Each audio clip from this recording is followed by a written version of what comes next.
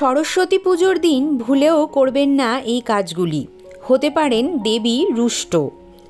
নমস্কার বন্ধুরা, আমি সায়নী, তোমাদের সবাইকে স্বাগত জানাই লিভিং উইথ সায়নী পরিবারে। বন্ধুরা, সামনেই আসতে চলেছে সরস্বতী পুজো, আর আজকের ভিডিও থেকে আমরা জেনে নেব বসন্ত পঞ্চমী বা সরস্বতী পুজোর দিন আমরা কি কি কাজ করব না বা কি কি কাজ করা অনুচিত এই দিন, যা সংসারের জন্য অমঙ্গলজনক। মাঘ মাসের শুক্ল পঞ্চমী তিথিতে বসন্ত পঞ্চমী উৎসব অত্যন্ত উৎসাহের সঙ্গে পালিত হয়। এই তিথিতে দেবী সরস্বতীর আরাধনা করা হয়। কথিত আছে, বসন্ত পঞ্চমী তিথিতে মা সরস্বতীর আরাধনা করলে তিনি দ্রুত প্রসন্না হন। বন্ধুরা, এবছর বসন্ত পঞ্চমী উৎসব পালিত হবে 14ই ফেব্রুয়ারি 2024। ধর্মীয় বিশ্বাস অনুসারে বসন্ত পঞ্চমীর দিন বিদ্যা, জ্ঞান ও প্রজ্ঞার মা দেবী সরস্বতী আবির্ভূতা হন। তাই বসন্ত পঞ্চমীর দিন মা সরস্বতী পূজা করা হয়। তাই বসন্ত পঞ্চমীর দিন কোনো শুভ সময় না বিচার করেই বিবাহ, মুণ্ডন, আচার বিদ্যারম্ভ, অন্নপ্রাশন, গৃহপ্রবেশ ইত্যাদি শুভ কার্য সম্পন্ন হয়, কারণ বসন্ত পঞ্চমী খুবই শুভ একটি তিথি বলে মনে করা হয়। কিন্তু এমন কিছু কার্য আছে যা ভুল করেও বসন্ত পঞ্চমীর দিন করা উচিত নয়। এসব কাজ করলে দেবী সরস্বতী রুষ্ট হন। আসুন জেনে নিই বসন্ত পঞ্চমীতে কোন কোন কাজ করা নিষিদ্ধ।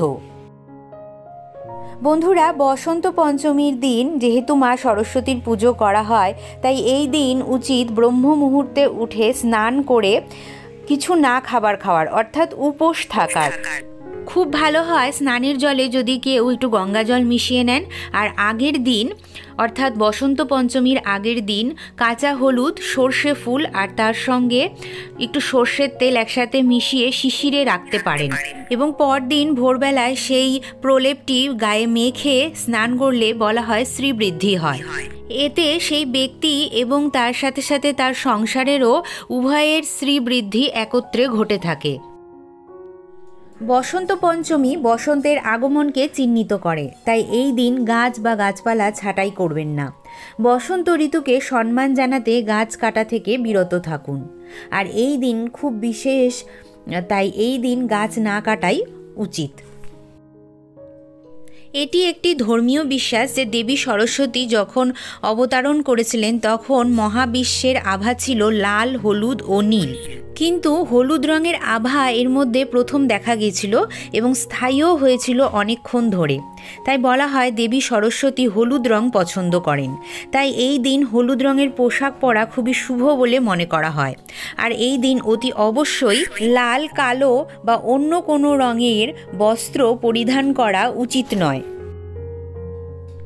এই দিন অতি অবশ্যই সাত্ত্বিক খাবার গ্রহণ করা উচিত, অর্থাৎ নিরামিষ, খিচুড়ি, তরকারি, লুচি, সুজি, পায়েস এই ধরনের খাবার এই দিন ভক্ষণ করা উচিত।